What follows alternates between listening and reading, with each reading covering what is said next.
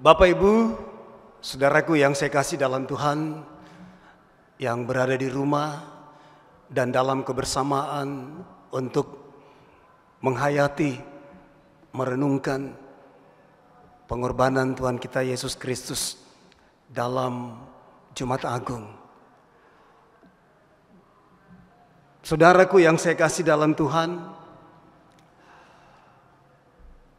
situasi yang kita hadapi saat ini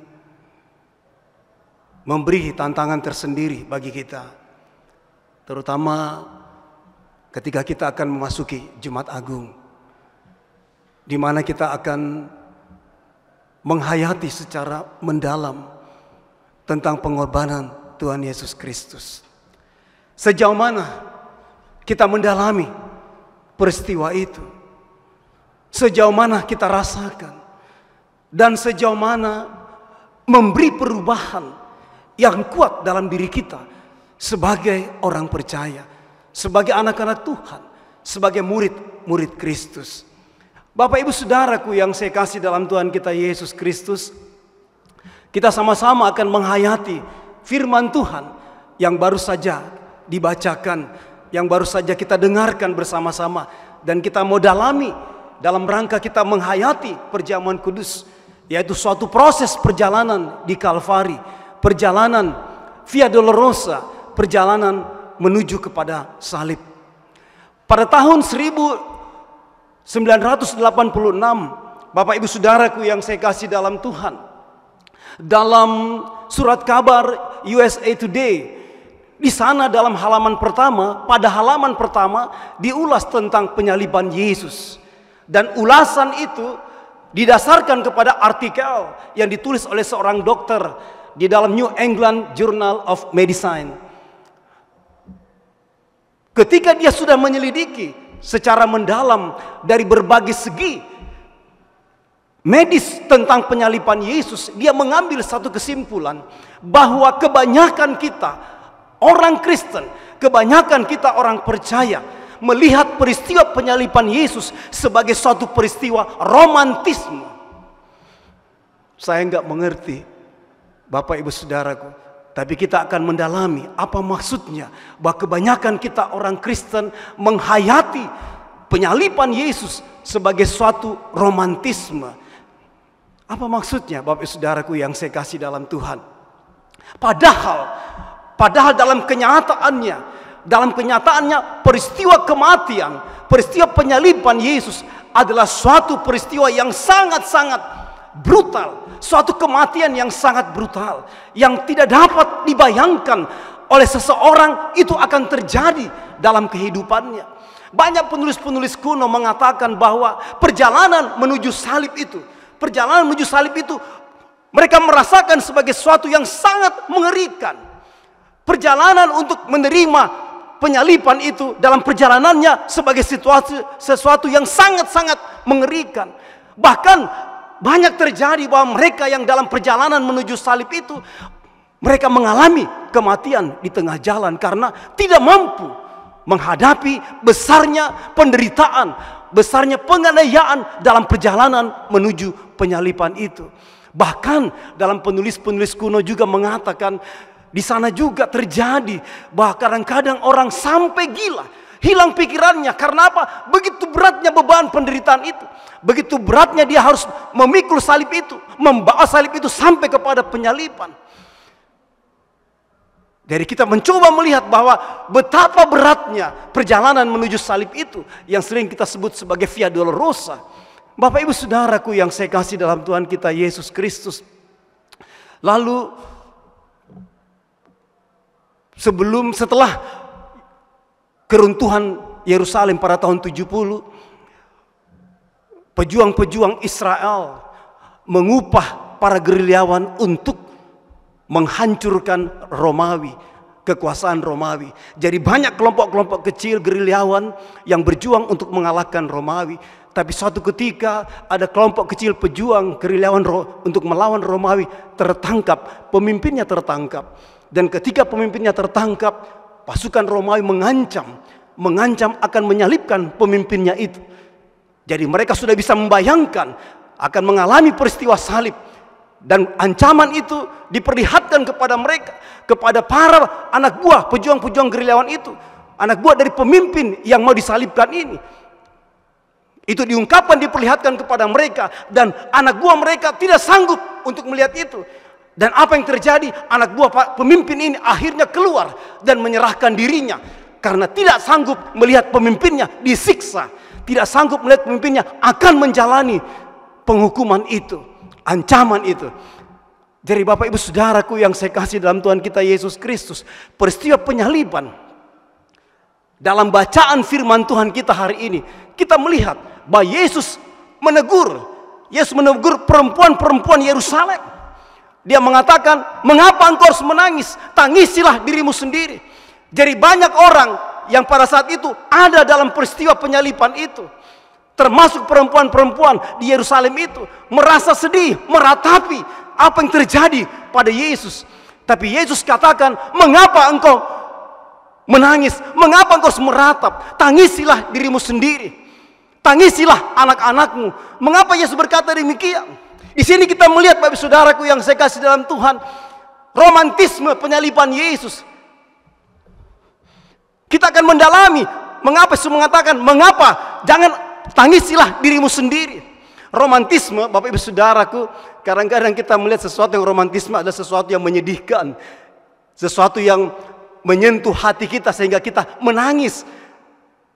Lalu kalau dikatakan orang Kristen kebanyakan melihat penyaliban Yesus hanya sebagai romantisme, jadi artinya apa? Artinya kita hanya melihatnya hanya sebatas sedih, simpati, tersayat hati kita melihat penderitaan itu. Tetapi apakah itu yang dikehendaki oleh Yesus dalam peristiwa ini? Mengapa dia mengatakan tangisilah dirimu sendiri, tangisilah anak-anakmu, karena akan datang masanya perempuan mandul akan bersuka cita. Mengapa? Karena perempuan mandul itu tidak memiliki anak, maka dia tidak akan mengalami kesedihan. Kesedihan karena apa? Firman Tuhan mengatakan kepada kita dalam bacaan ini, dengan jelas dikatakan kepada kita bahwa kesedihan apa yang akan dialami, yang harus ditangisi sebenarnya bukan soal penderitaan Yesus, tetapi adalah seperti dikatakan bahwa sebab jika orang berbuat demikian dengan kayu hidup, apakah yang akan terjadi dengan kayu kering? Penguasa Romawi telah menghukum orang yang benar. Ini kayu hidup, Yesus Kristus. Orang yang benar saja disiksa, orang yang benar saja dihukum. Bagaimana dengan orang yang tidak benar? Bagaimana dengan Yerusalem? Yesus menangisi Yerusalem. Dalam Minggu Palma, Bapak Saudaraku, kita merenungkan bagaimana Yesus dilulukan ketika memasuki Yerusalem. Lalu tiba-tiba dia memasuki suatu penyaliban, dan Yesus berdoa buat Yerusalem. Yesus menangis buat Yerusalem. Karena apa? Karena Yerusalem hidupnya, penduduknya sudah jauh dari Tuhan. Jadi Bapak Ibu Saudaraku yang saya kasih dalam Tuhan kita Yesus Kristus, kita melihat bahwa mengapa Yesus mengatakan tangisilah dirimu sendiri, tangisilah anak-anakmu. Karena apa? Karena kejahatan Romawi yang menimpa orang-orang yang benar, apalagi orang-orang yang gak benar, apalagi Yerusalem. Apa yang akan terjadi dengan Yerusalem yang penuh dengan kejahatan, kehancuran itu? Yesus sendiri yang benar dimatikan, dihancurkan, disiksa. Lalu bagaimana dengan orang yang tidak benar? Jadi Yesus di sini sebenarnya bukan memberikan suatu ancaman, tetapi suatu ajakan. Suatu ajakan bagi Yerusalem. Karena Yesus sangat sedih melihat keberadaan Yerusalem. Yesus mengajak dalam bacaan ini setiap pribadi, setiap orang yang melihat kepada penyaliban Yesus, tidak hanya sekedar romantisme, sedih, pilu melihat penderitaan Yesus, sakit hati melihat penderitaan Yesus, tetapi lebih daripada itu, seperti seorang anak buah dari gerilyawan itu menyerahkan dirinya. Dia keluar menyerahkan dirinya melihat pemimpinnya yang tersiksa, yang akan disiksa. Dia ada di sana untuk menyerahkan dirinya. Jadi peristiwa penyaliban ini, Bapak Saudaraku yang saya kasih dalam Tuhan, membawa kita kepada satu perenungan yang dalam. Kita jangan menjadi orang Kristen yang hanya melihat penderitaan dengan apa? Rasa simpati saja, rasa sedih saja. Tetapi harus menyerahkan diri, melibatkan diri, dan juga bagaimana kita senantiasa membuka hati di hadapan Tuhan untuk menjumpai Dia, melihat penderitaannya. Dan di sana kita bersama-sama menderita dengan Dia, maka di sana pun juga kita akan hidup bersama-sama dengan Dia. Jadi menurut kebenaran firman Tuhan hari ini, Bapak Saudaraku yang saya kasih dalam Tuhan, apa yang Yesus kehendaki dalam hidup kita adalah lawatan Allah itu sudah datang untuk menyelamatkan kita yang berada dalam maut, dan untuk membuat kita menikmati damai sejahtera Allah. Dalam Injil Lukas ini, Bapak Saudaraku yang saya kasih dalam Tuhan, Dia ingin supaya kita menerimanya dalam penyerahan diri kepada Tuhan. Hari ini kita mengadakan perjamuan kudus di rumah-rumah. Bapak Ibu Saudaraku yang saya kasih dalam Tuhan, persoalannya bukan soal keadaan kita di rumah, bukan soal bagaimana kita duduk, bagaimana kita berpakaian, bagaimana kita mengatur segala sesuatu. Tetapi yang paling terutama adalah apakah kita sungguh-sungguh mau menyerahkan diri kepada Kristus yang telah mati itu. Mau menyerahkan hidup kita untuk kita melakukan seperti apa yang dialami oleh Kristus. Untuk kita bisa menghadapi penderitaan dengan ikut melibatkan diri di dalamnya. Tentunya dengan hati yang penuh pertobatan, hati yang penuh terbuka. Yerusalem telah hancur, dan Yesus mengharapkan bahwa Yerusalem kembali boleh berdiri, kembali boleh nyata dengan sikap yang penuh dengan pertobatan, yaitu dengan penyerahan diri kepada Dia yang menang, karena Dia akan memberikan hidup bagi mereka yang berserah diri kepadanya. Saat-saat ini kita juga diperhadapkan dengan kenyataan yang sangat mematikan, virus corona. Bapak Ibu Saudaraku, kalau kita bersama-sama merenungkan dalam peristiwa penyaliban ini, peristiwa kematian Yesus yang sangat-sangat mengerikan, yang sangat-sangat menyedihkan, seperti situasi yang kita hadapi saat ini. Dan dalam keadaan situasi seperti itu, lewat perjamuan kudus ini, masing-masing pribadi kita merenungkan di hati kita, apa benar hidup kita menyerahkan diri kepada Tuhan? Apa benar hidup kita mau dipakai oleh Tuhan? Apa benar hidup kita mau berikan untuk kemuliaan Tuhan? Kita mau berikan untuk pelayanan sungguh-sungguh. Kita memberikan buat sesama kita yang menderita, seperti yang terjadi saat ini.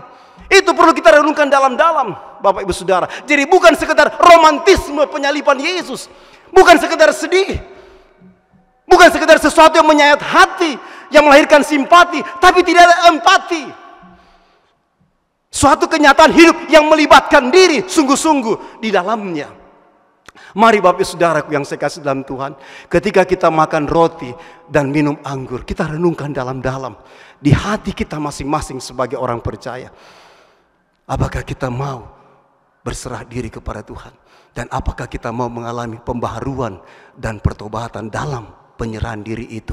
Itulah yang terpenting.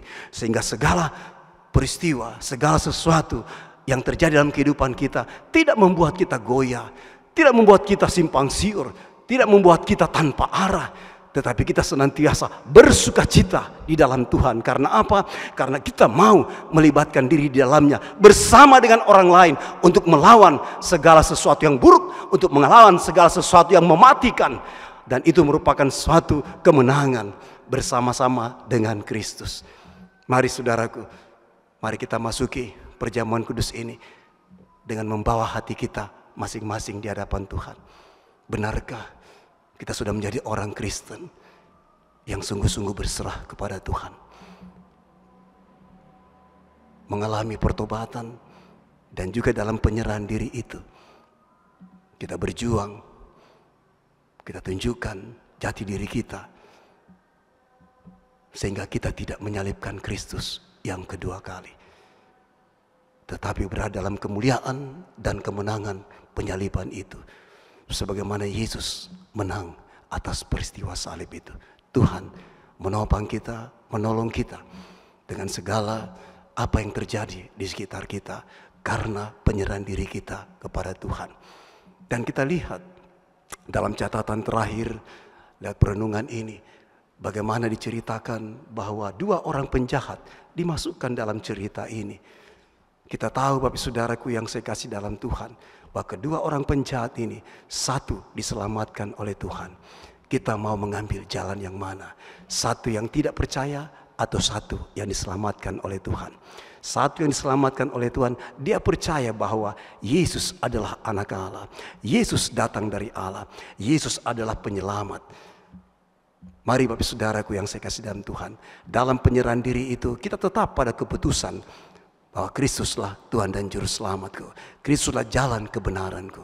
Dan Kristus sudah menang atas segala penderitaan kehidupan. Kita pun juga dimenangkan dengan bukan sekedar meratapi, tetapi melakukan apa yang terbaik bagi kemuliaan nama Tuhan. Tuhan memberkati kita semua. Amin.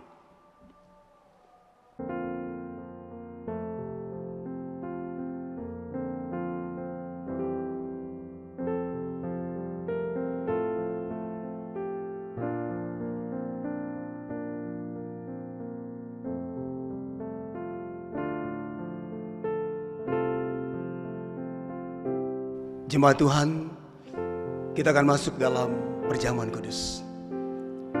Dengarkanlah penetapan perjamuan kudus. Sebagaimana yang tertulis dalam 1 Korintus 11 ayat 23 hingga ayatnya yang ke-26. Sebab apa yang telah kuteruskan kepadamu, telah aku terima dari Tuhan, yaitu bahwa Tuhan Yesus pada malam waktu ia diserahkan, mengambil roti, dan sesudah itu ia mengucap syukur atasnya. Ia mecah-mecahkannya dan berkata, inilah tubuhku yang diserahkan bagi kamu. Perbuatlah ini menjadi peringatan akan aku. Demikian juga ia mengambil cawan sesudah makan, lalu berkata, cawan ini adalah perjanjian baru yang dimeteraikan oleh darahku.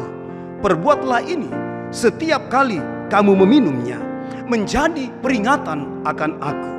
Sebab setiap kali kamu makan roti ini dan minum cawan ini, kamu memberitakan kematian Tuhan sampai ia datang. Perjamuan kudus adalah perintah Yesus Kristus bagi kita, bahwa roti dan anggur dalam cawan adalah lambang tubuh dan darah Yesus yang telah diserahkan sebagai korban tebusan untuk memulihkan hubungan kita dengan Allah yang terputus karena dosa, dan untuk menyelamatkan seisi dunia ciptaannya. Melalui perjamuan kudus ini, kita dipersatukan dengan Yesus Kristus di dalam kematian dan kebangkitannya. Dengan demikian, persekutuan Tuhan Yesus dengan para murid pada perjamuan malam terakhir akan terus berlangsung sampai penggenapannya di dalam kerajaan Allah, di mana kita semua akan duduk bersama Kristus di perjamuannya. Saudara-saudara, persekutuan dengan Kristus akan kita alami dan hayati melalui perjamuan kudus saat ini. Sesungguhnya juga mau mengingatkan kita pada hidup baru yang untuknya kita telah dipanggil keluar dari kegelapan dosa kepada terang keselamatan oleh Yesus Kristus.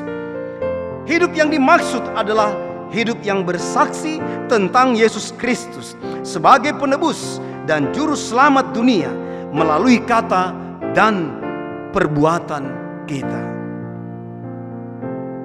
Jemaat Tuhan, mari kita berdoa. Ya Bapa Maha Kudus, Pencipta dan Raja semesta, kami bersyukur dan memuliakan nama-Mu, karena Engkau membuat dan menjadikan kami sebagai milik-Mu. Engkau juga mempersatukan kami dengan Yesus Kristus, agar kami beroleh pengampunan dosa dan hidup baru yang kekal, untuk memaklumkan kerajaan-Mu dan besar pengasihan-Mu di dunia ini. Engkau mengangkat semua orang yang jatuh. Engkau menegakkan semua orang yang tertunduk. Engkau memulihkan hati orang yang hancur. Engkau menghibur orang berduka dan membebaskan yang tertindas. Engkau menghentikan semua badai kehidupan dan pertikaian bangsa-bangsa. Oleh karena itu, bersama dengan semua hamba-Mu, malaikat dan manusia, nabi-nabi, para rasul dan martir, serta seluruh gereja-Mu di bumi dan di surga, kami memuji dan memuliakan nama-Mu dalam madah kebesaran yang tiada hentinya. Kudus, kudus, kuduslah Tuhan Allah yang maha kuasa, yang sudah ada dan yang ada dan yang akan datang. Kami memuji nama-Mu ya Bapa, karena pemberian-Mu yang paling utama, yaitu anak-Mu Yesus Mesias, yang rela disalibkan untuk menebus dan menyelamatkan kami dari cengkraman maut dan dosa, dan yang bangkit untuk membuat kami tidak bernoda di hadapan-Mu. Kami mohon kepada-Mu, utuslah Roh Kudus-Mu mendiami hati kami, agar kami yang menerima roti dan cawan ini benar-benar menjadi anggota tubuh Kristus di dunia yang saling mengasihi dan melayani menurut teladannya, serta membawa damai sejahtera-Mu kepada segala makhluk. Sama seperti bahan baku roti dan anggur ini yang tumbuh tersebar, kemudian dikumpulkan dan diolah menjadi satu, maka Engkau pun akan mengumpulkan jemaat-Mu dari utara dan selatan dan dari timur dan barat ke dalam kerajaan anak-Mu Yesus Kristus Mesias, Tuhan dan Juru Selamat dunia, yang telah mengajar kami berdoa. Bapa kami yang di surga, dikuduskanlah nama-Mu, datanglah kerajaan-Mu, jadilah kehendak-Mu di bumi seperti di surga. Berikanlah kami pada hari ini makanan kami yang secukupnya, dan ampunilah kami akan kesalahan kami, seperti kami juga mengampuni orang yang bersalah kepada kami. Dan janganlah membawa kami ke dalam pencobaan, tetapi lepaskanlah kami daripada yang jahat. Karena Engkaulah yang empunya kerajaan dan kuasa dan kemuliaan sampai selama-lamanya. Amin.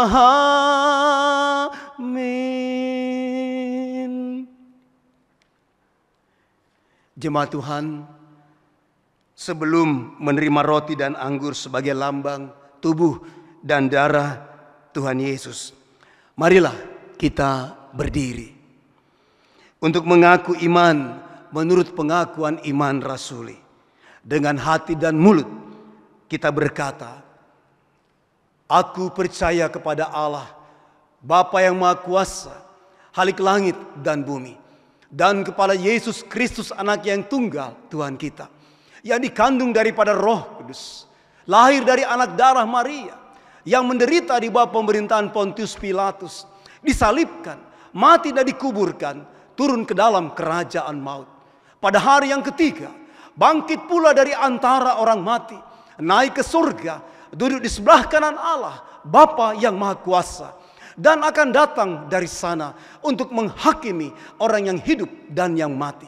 Aku percaya kepada Roh Kudus, gereja yang kudus dan am, persekutuan orang kudus, pengampunan dosa, kebangkitan daging, dan hidup yang kekal. Jemaat tetap berdiri, supaya kita dipelihara dengan roti surgawi, yaitu Yesus Kristus. Maka janganlah hati dan pikiran kita melekat pada roti dan anggur yang kelihatan ini, tetapi marilah kita menerimanya dengan iman yang tertuju kepada Yesus Kristus, Tuhan dan Juru Selamat kita. Jemaat Tuhan, sampaikanlah salam damai kepada sesamamu, supaya damai sejahtera Kristus memenuhi persekutuan kita. Damai sejahtera bagi kamu.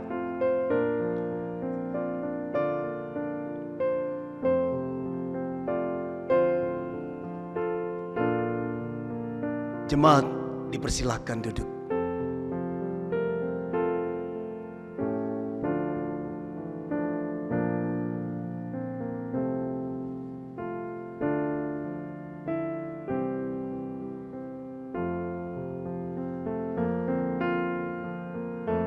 Roti yang dipecah-pecahkan ini adalah lambang tubuh Tuhan kita Yesus Kristus.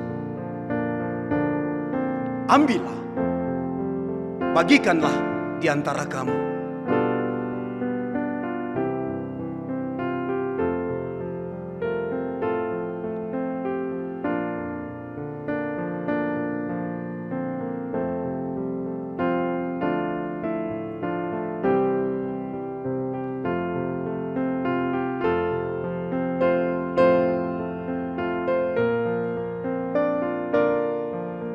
Sekarang makanlah.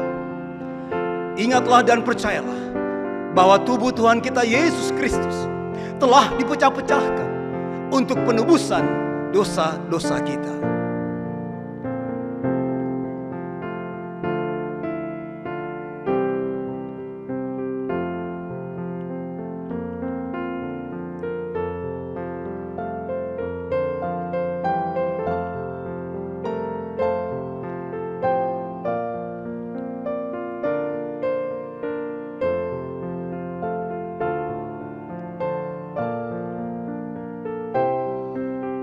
Anggur dalam cawan minuman yang kita pakai untuk mengucap syukur ini adalah lambang darah Tuhan kita Yesus Kristus.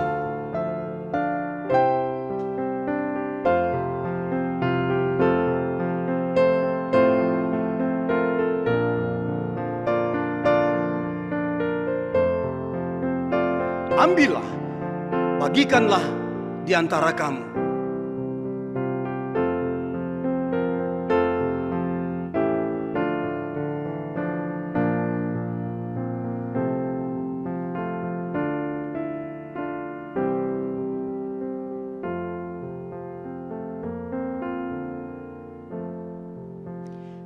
Sekarang minumlah. Ingatlah dan percayalah bahwa darah Tuhan kita Yesus Kristus telah ditumpahkan untuk penebusan dosa-dosa kita.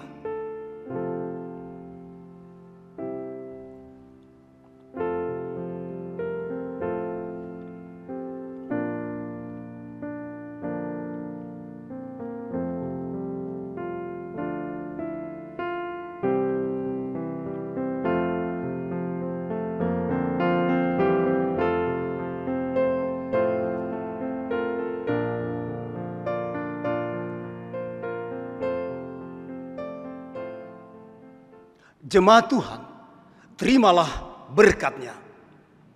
Damai sejahtera Allah yang melampaui segala akal akan memelihara hati dan pikiranmu dalam Kristus Yesus. Amin.